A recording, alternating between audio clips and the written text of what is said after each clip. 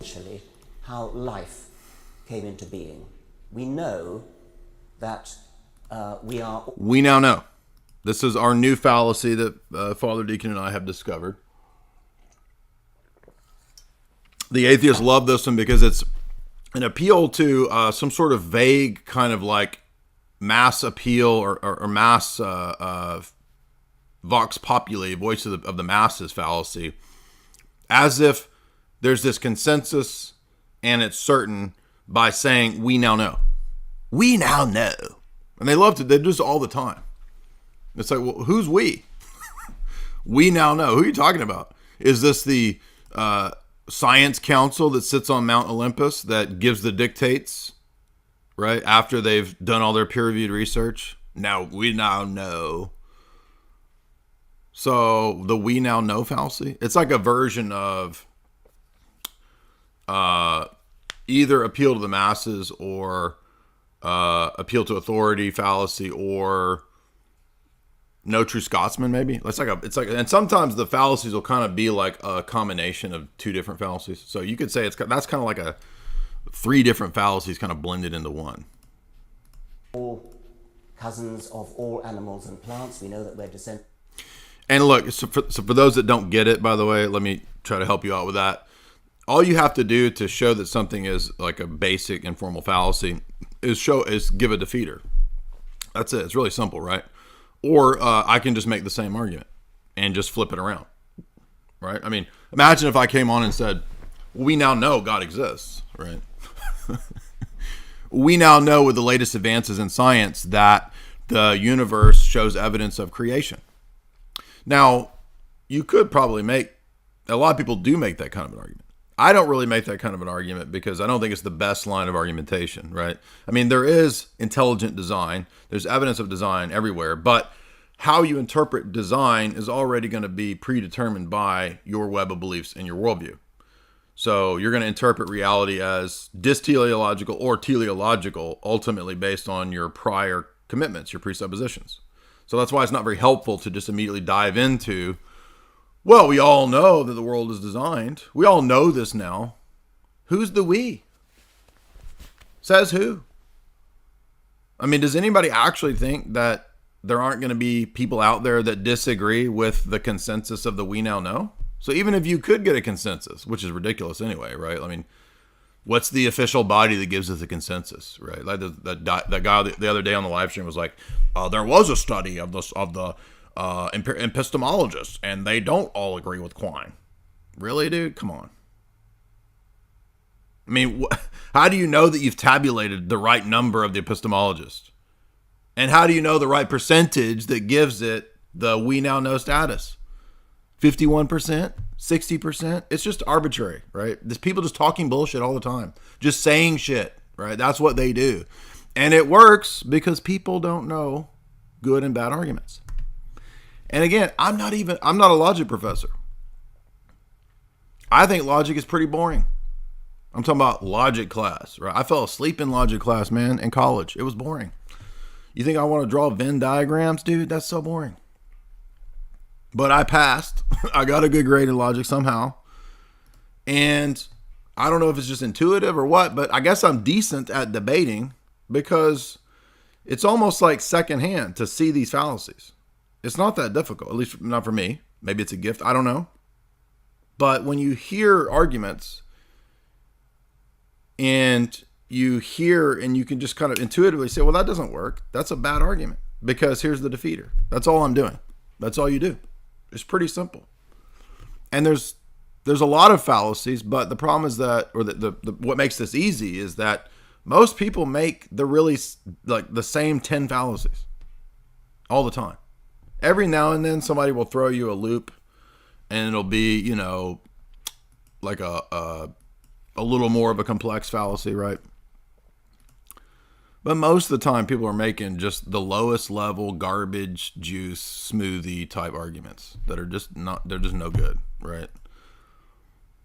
Because education partly is so destroyed. That's a big part of it. People, number one, they're not taught this stuff. Intentionally, they're not taught this kind of stuff. So, anyway. From a common ancestor which might have been something like bacteria. We know the process by which that came about. We don't know the details, but we understand essentially how it came about. We now know the process by which a bacteria transmuted into a bunch of different species. Really? Come on, dude.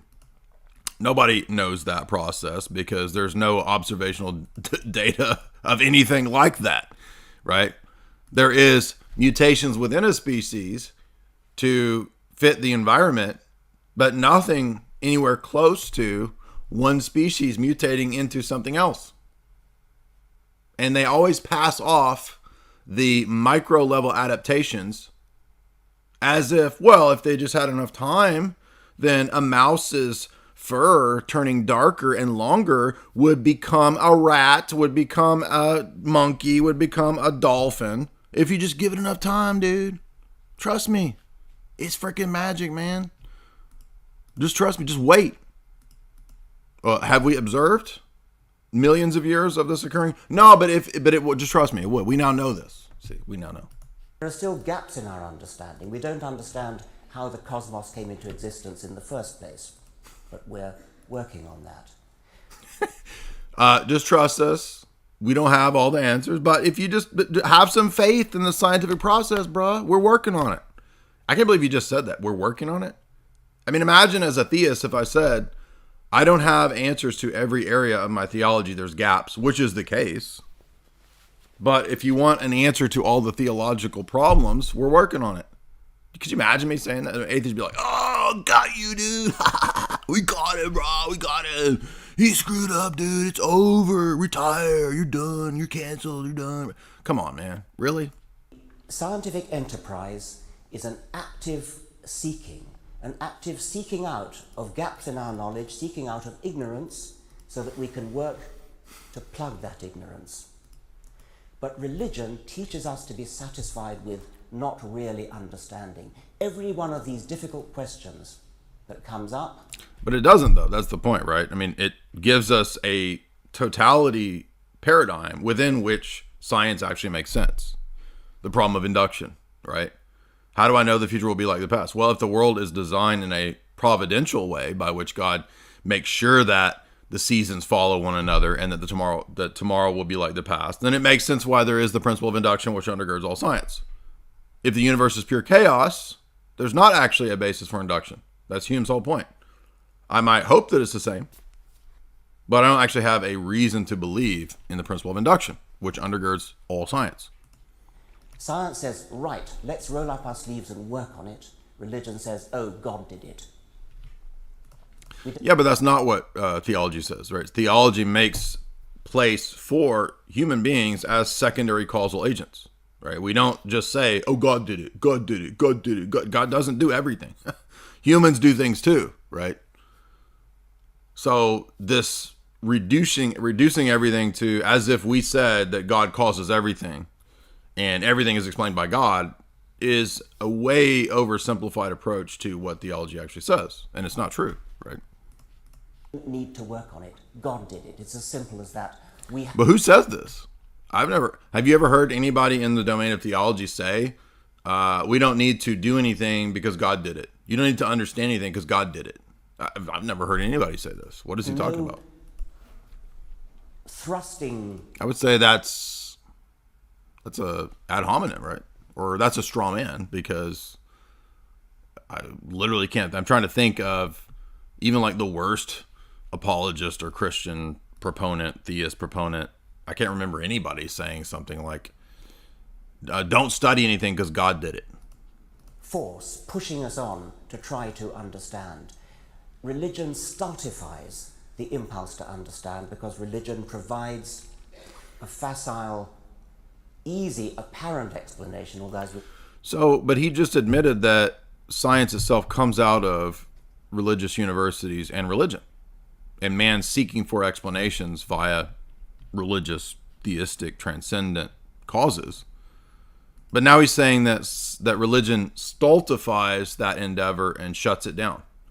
Well, it can't be both. How is it both, right? So at the beginning, so he's contradicting himself, right? He admitted at the beginning that religion gives us science by virtue of questioning big questions and seeking for meaning. Oh, but actually religion shuts down science and is the enemy of science.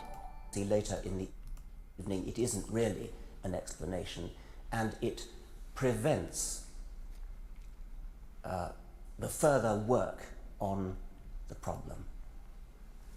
Thank you. Dr. Lennox? There are two issues here. Faith is blind, science is evidence-based. I do not agree with the first one, but I very much agree with the second one. Some faith is blind. And blind faith can be very dangerous, especially if it's coupled with a blind obedience to an evil authority.